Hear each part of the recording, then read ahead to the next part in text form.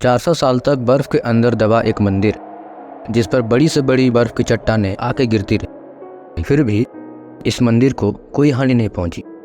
और फिर कई साल बाद जब बर्फ पिघलने लगी तब ये मंदिर सामने आया और साइंटिस्ट और जियोलॉजिस्ट इसे सही सलामत देखकर दंग रह गए। एक ऐसा मंदिर जिसके दर्शन करने पर माना जाता है मोक्ष के सभी रास्ते खुल जाते हैं, क्योंकि महाभारत के अंत में शिवजी ने स्वयं यहाँ पे प्रकट होकर पांडवों को स्वर्ग का रास्ता दिखाया था। यह है शिवजी के 12 ज्योतिर्लिंगों में से एक माना जाने वाला हिमालय के चोटियों के बीच बसा श्री केदारनाथ मंदिर।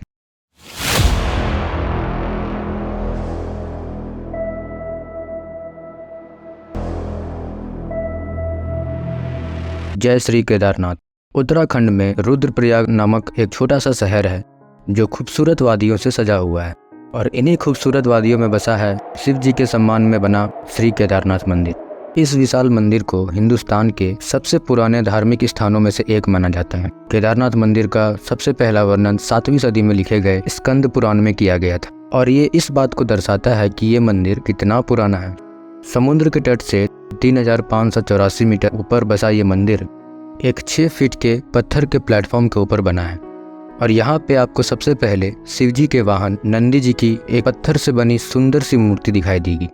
नंदी के ठीक सामने है मंदिर का मुख्य भाग, जिसमें एक बड़ा सा मंडप बनाया गया है, जिसके बीचों बीच है मंदिर का गर्भगृह, जिसमें बसा हुआ है एक पिरामिड शेप का शिवलिंग।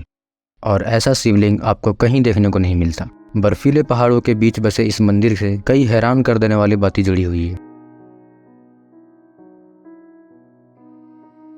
कहा जाता है कि इस मंदिर को पांडवों ने बनाया था। मान्यताओं के अनुसार महाभारत के युद्ध में अपने भाई और गुरु के वध करने के बाद पांडव खुद को अपराधी मानने लगे थे और पापी मानने लगे थे, और युद्ध के बाद कई वर्षों तक हस्तिनापुर में उन्होंने राज किया। पर जब इतने समय बीत जाने के बावजूद उनके मन को शांति नहीं मिली, तो वो अपने समस्याओं का हल ढूंढने के लिए ऋषि वेद व्यास के पास जा पहुंचे। और फिर वेद व्यास जी ने उनसे कहा कि अपने पापों से मुक्ति पाने के लिए उन्हें शिवजी के शरण में जाना होगा। इसके बाद पांडवों ने अभिमन्यु के पुत्र परीक्षित को सारा राज्य सौंप दिया और द्रौपदी के साथ काशी चले गए। लेकिन जब काशी में भी उन्हें भगवान शिव का दर्शन नहीं मिले, तो उन्होंने काशी छोड़ दी और यहाँ से वहाँ भटकने लगे। पांडव जहाँ भी शिवजी को ढूंढते हुए पहुँचते, शिवजी वहाँ से कहीं और चले जाते हैं। आखिरकार शिवजी उत्तराखंड के गुप्त काशी में जाकर बस गए। अब लोकल्स का मानना यह है कि जब पांडव वहां शिवजी को ढूंढते हुए पहुंचे, तो उनसे छुपने के लिए शिवजी ने नंदी बैल का रूप धारण कर लिया और वो गाय के झुंड में छिप गए, और फिर काफी समय तक पांडव उन्हें ढूंढते रहे। आखिरकार भीम ने उन्हें पहचान लिया, और फिर पांडव को अपने ओर आते देख नंदी रूप में खड़े शिवजी धरती में समाने लगे, और उन्हें रोकने के लिए भीम ने उनके पीठ के एक हिस्से को पकड़ लिया, और वही हिस्सा धरती से बाहर रह गया।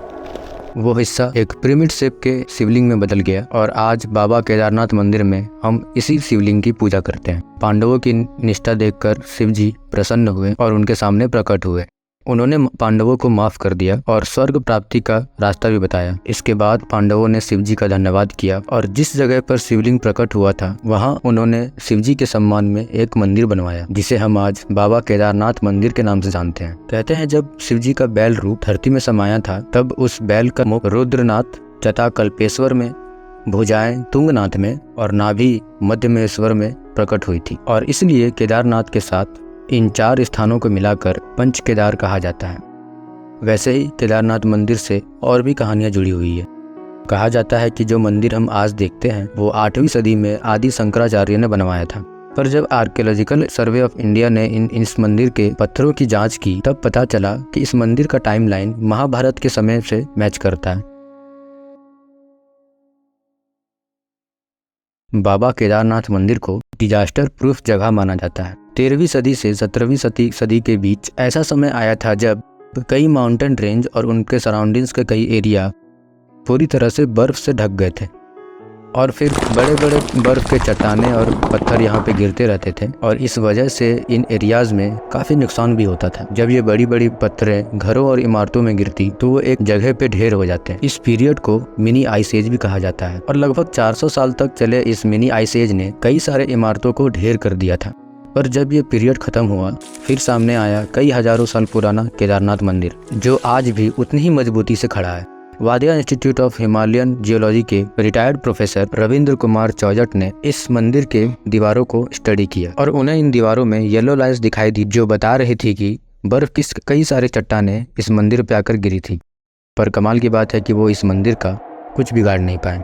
तो इस स्टडी से ये भी साबित होता है कि केदारनाथ मंदिर 400 साल तक बर्फ़ के अंदर दबा हुआ था और इतनी मुश्किलों के सामना करने के बावजूद सही सलामत खड़े इस मंदिर को लोग आज डिजास्टर प्रूफ मानते हैं। और 2013 के उत्तराखंड फ्लड्स के बाद इस बात को और भी ज़्यादा बढ़ावा मिला। उत्तराखंड में तबाही मचाने वाली ये फ्लड्स मंदिर के मुख्य मंडप की एक पत्थर को भी नहीं हिला पाया। इस इंसिडेंट के बाद आर्कियोलॉजिकल सर्वे ऑफ इंडिया ने इस मंदिर को स्टडी किया और तब सामने आया कि केदारनाथ के जो मंदिर है ये एक डिजास्टर प्रूफ एरिया को ध्यान में रखते हुए बनाया गया है। इस मंदिर के पत्थरों को आपस में जोड़ने के लिए इंटरलॉकिंग टेक्निक्स का इस्तेमाल किया गया है। इस टेक्निक में पत्थरों को आपस में जोड़कर एक मजबूत इंटरलॉकिंग सिस्टम बना दिया जाता है ताकि बड़े से बड़ा एक्सटर्नल फोर्स भी इसे अलग ना कर सके। लेकिन सबसे बड़ी कमाल की बात यह है कि सोर्सेस के अनुसार कि interlocking system early 19th century में डिस्कवर किया गया था, पर हमारे पूर्वजों ने कई सदियों पहले बनाए ये मंदिर के कंस्ट्रक्शन में इस टेक्निक का इस्तेमाल किया था। तो क्या पहले से उन्हें इनका ज्ञान था, इसकी नॉलेज थी? जहां एक तरफ मंदिर का एक एडवांस आर्किटेक्चर हमें हैरान कर देता है, वहीं एक इस मंदिर के डिजास्टर प्रूफ होने की वजह एक विशाल और रहस्यमय पत्थर को माना जाता है। केदारनाथ की मुश्किल यात्रा तय कर हर साल लाखों की तादाद में यात्री मंदिर के दर्शन करने जाते हैं और सुंदरता और भक्ति का एक यूनिक कॉम्बिनेशन माने जाने वाला ये केदारनाथ मंदिर 12 ज्योतिर्लिंगों में से सबसे ऊंचाई पे बसा मंदिर माना जाता है। अगर आप भी उन 12 ज्योतिर्लिंगों के बारे में जानना चाहते हैं तो हमें कमेंट्स में जरूर बताएं और आपको ये हमारी वीडियो कैसी लगी ये भी कमेंट्स करके हमें जरूर बताइएगा। अगर आपको ये वीडियो अच्छी लगी हो तो डोंट फॉरगेट टू लाइक और सब्सक्राइब आवर चैनल। जय भोलेनाथ।